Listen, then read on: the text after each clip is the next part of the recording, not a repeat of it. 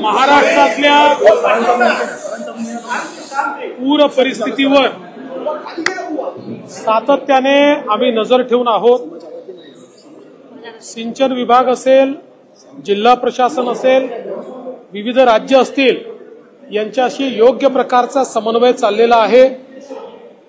खडकवासल्याचा जो विसर्ग आहे तो आता 40,000वरनं 13,000 क्युसेक्स पर्यंत आलेला आहे। त्याचवेळी कोयनेचा विसर्ग हा 20,000 क्युसेक्स पर्यंत आता आलेला आहे। अलमट्टी धरणाची जी काही पातळी आहे ती मेंटेन्ड आहे आणि कर्नाटक सरकारशी, तिथल्या सिंचन विभागाशी सातत्याने आपलं कोऑर्डिनेशन चाललेलं आहे। आपले अधिकारी त्या ठिकाणी बसलेले आहेत आणि योग्य पातळी मेंटेन झाली पाहिजे, जेणेकरून पूर परिस्थिती येऊ नये अशा प्रकारचा प्रयत्न आहे। मुळातच हे सगळं कोऑर्डिनेशन आपण करतो।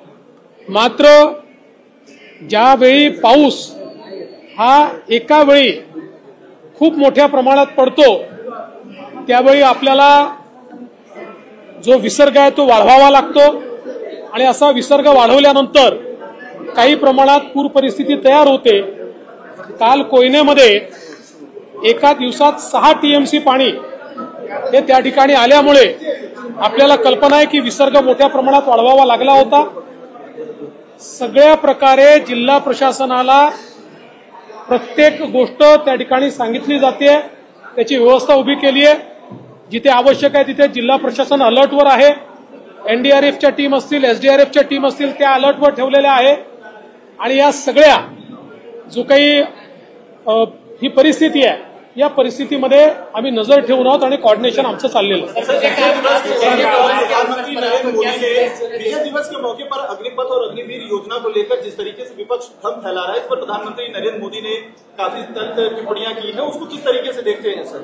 देखिए, सबसे महत्व की बात यह है कि अग्निवीर ये जो योजना आई है, हमारे देश की जो सेना है उस सेना में हम लोग यंग ब्लड ला पाए।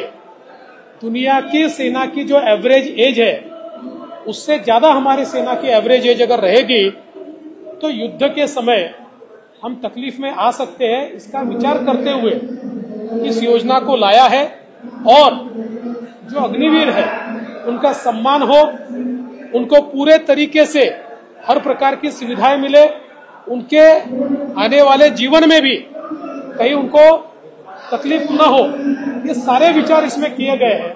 लेकिन विपक्ष जानबूझकर भ्रम फैलाता है।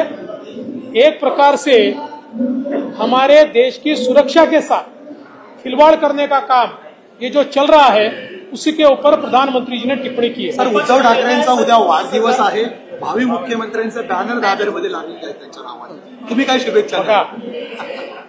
वाढदिवसाच्या नेहमीच शुभेच्छा असतील, वाढदिवसाच्या शुभेच्छा दिल्याच पाहिजेत। आम्ही एकमेकाचे शत्रू थोडी आहोत, राजकीय विरोधक आहोत। वाढदिवसाच्या शुभेच्छाच आहेत, बाकी गोष्टीच्या शुभेच्छा कोणी कोणाला द्यायच्या ते पाहू।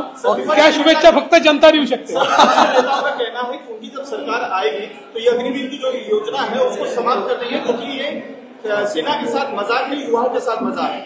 देखिए, ये बिना सोचे समझे, बिना विचार किए बोलते हैं। न इनको देश की परवाह है, न सेना की परवाह है, इसलिए इनके ऊपर जवाब देना भी ठीक नहीं है।